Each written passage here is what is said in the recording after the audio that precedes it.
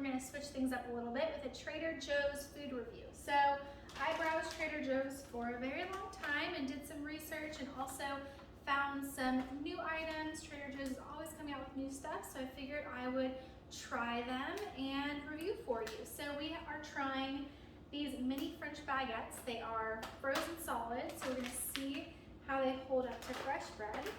And we've also got these crispy peanut butter filled milk chocolate peanuts, which I don't think these can be bad. I don't believe they can be, but we are gonna check and find out. So let's get started. All right, friends, we're starting off with dessert, crispy peanut butter filled milk chocolate peanuts. Good way to start the day. These are 3 pieces in a serving size. Okay, Trader Joe's. Okay. These were $2.69 for a 4.94 ounce package. So I did put these in the fridge because who doesn't like chocolate and peanut butter that's been in the fridge? So let's get a little bit of a cross section. Okay, so I actually ended up using a cutting board and a knife because I care about you guys and I wanted you to see an accurate cross section. So you can see really good ratio of peanut butter to chocolate. The only thing I'm worried about with these is that they're gonna be too sweet. Let's see. That's really good. It's definitely sweet. It's because that milk chocolate, if this was dark chocolate, I don't think you'd have to worry about it being overly sweet, but it still has a good balance.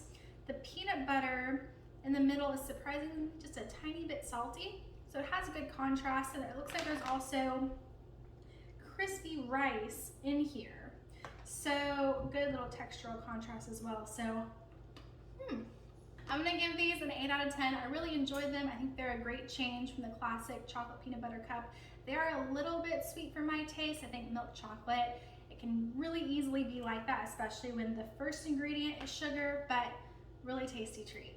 All right, next up we've got the Trader Joe's mini French baguettes. You get 6 baguettes for $3.99, so not a bad deal. And I'm really curious because these are very convenient. So I'm curious to see if they'll taste good. So I've got my foil baking sheet. Oh, these are tiny little babies. Okay, so these are frozen. Okay, so cooking instructions, bake from frozen, 400 degrees for 4 to 6 minutes. I've read that that may not be long enough. I'll show you what they look like after 4 to 6 minutes, but then we may have to bake them a little bit longer. So I'll show you what they look like and then how long to bake them for. Okay, so this is what the baguettes look like after 6 minutes in a 400-degree oven. You can see that they pretty much look exactly the same as they did before. So I'm gonna bake these until they're a little bit more golden brown, probably at least another 4 to 6 minutes. I'll let you know what they look like after their second round of baking. So these went in the oven for another 7 minutes. So right now we're on 13 minutes total. And you can see they have a lot more color. They're lightly golden without being overcooked. So we're gonna let these rest for a few minutes and cool, and then we'll give them a try. All right, so I let these cool for a minute or two and gave them a quick cut. You can see they're a little bit fluffy. They've got a good crumb. I'm gonna try them with and without butter, so let's give them a taste. The texture is good. They've got a nice crisp on the outside, but they seem soft on the inside. It's hard to go wrong with bread. I think the texture of it's really good. I was worried that if I baked them too long, they wouldn't still be soft, but they have a good textural contrast.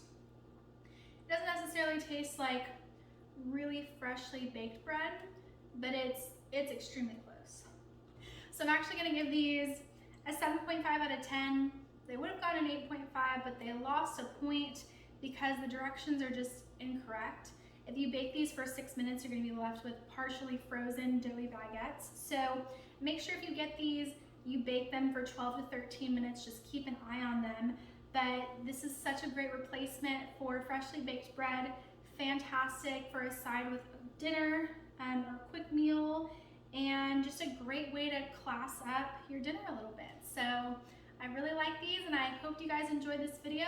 Let me know if you have any other requests for Trader Joe's food in general or new things that you've seen there lately, and I'll see you guys next time.